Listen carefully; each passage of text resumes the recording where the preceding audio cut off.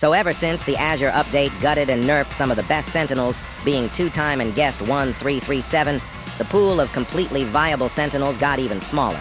This video will reveal who those Sentinels are, and my reasons for why they are the most viable options now. Without wasting any more time, let's get right into the video. First off, let me define what makes a Sentinel completely viable. Their consistency, reliability, and their ability to cancel killer moves while still being able to defend themselves and their team well enough in most situations. Now, let me explain why the other Sentinels are not as viable anymore.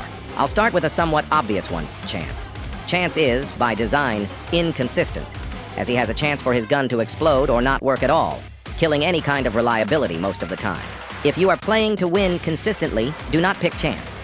While he is not a bad Sentinel for canceling abilities, and I can put him above guest 1337 in this regard, his luck-based stun and luck-based health range leaves him as the most inconsistent Sentinel in the game.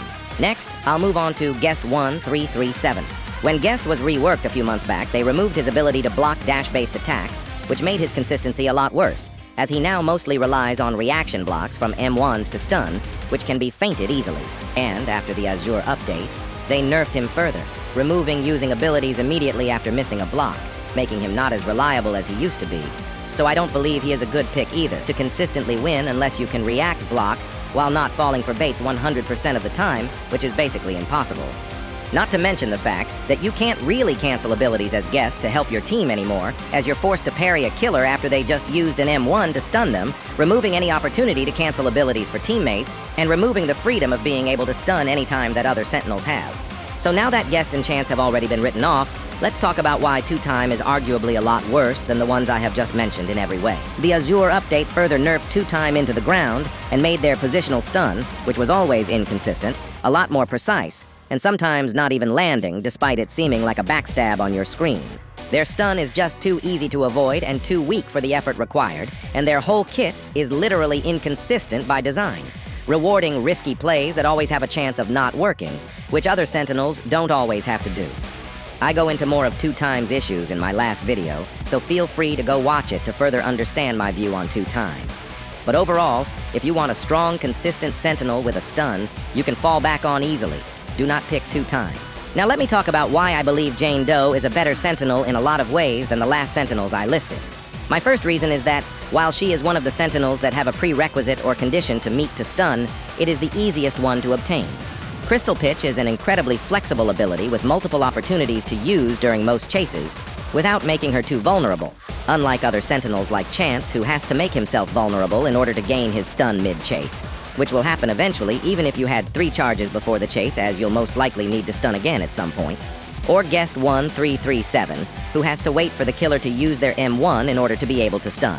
And on top of that, the Azure update made Crystal Pitch even stronger, as you can now apply resonance on killers with stun immunity immediately after you stun them. My second reason why she is so good is that she arguably has the easiest stun to land in the whole game. Due to the fact that her lunge is so great, a killer on low stamina too close to Jane Doe will not be able to dodge her stun if you can track their movement well enough. This on top of her having a self-heal that's easy to get every 16 seconds, having the longest theoretical stun in the game, and being able to cancel killer abilities well makes her a very good consistent Sentinel that you can rely on for most situations. However, there's another Sentinel that has an even more consistent and reliable stun that's easy to hit while having an arguably better self-heal. And if you've been keeping track of the Sentinels I've listed so far, you probably know who I'm about to talk about. Being the best Sentinel in my opinion and being one of the 2 last Sentinels left, that being the one and only Shedletsky.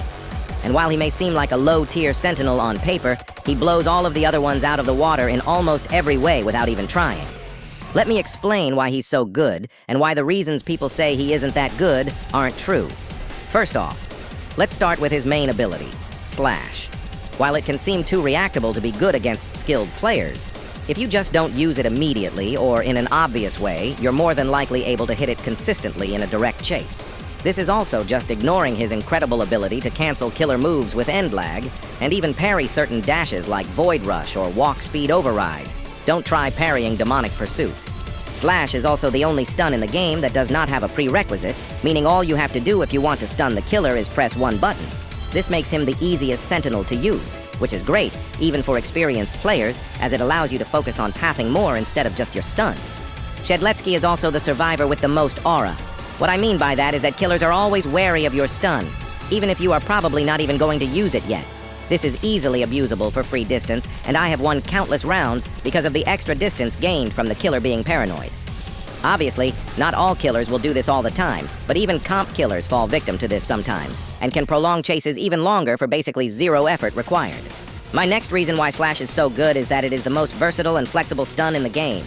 You're in chase? You can use Slash whenever you want to defend yourself with a great stun time of 3 seconds. Killer is using an ability with end lag?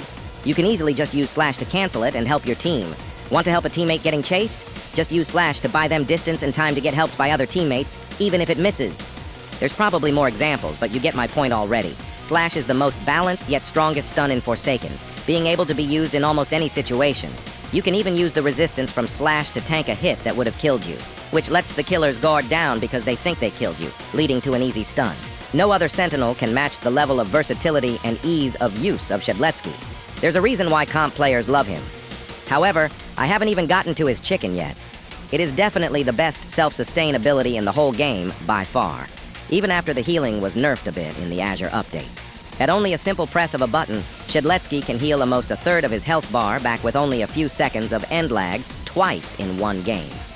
Again, no other Sentinel nor Survivor can compare to this level of self-sustenance, with the only one coming close being Veronica, except she still has to somewhat work for her healing. Meanwhile, all Shedletsky has to do is get a bit of distance from the killer and press E.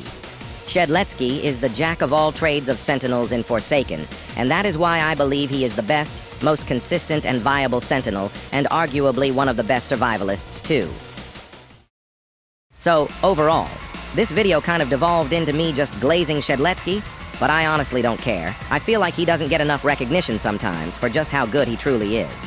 And despite me glazing Shedletsky for the last bit of the video, I still think Jane Doe is a great Sentinel and can be better than Shedletsky in many ways. This can be said for every Sentinel, and honestly, it's okay to pick a less consistent Sentinel as long as you're having fun.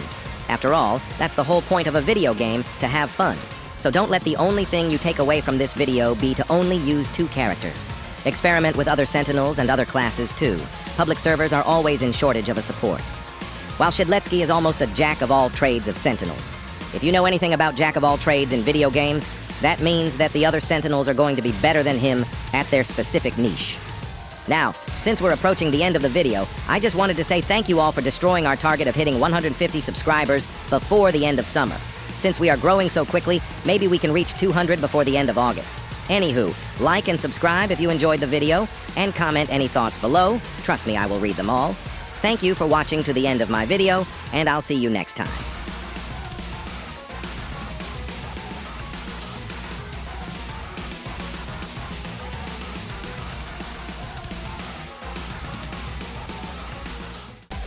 How you doing?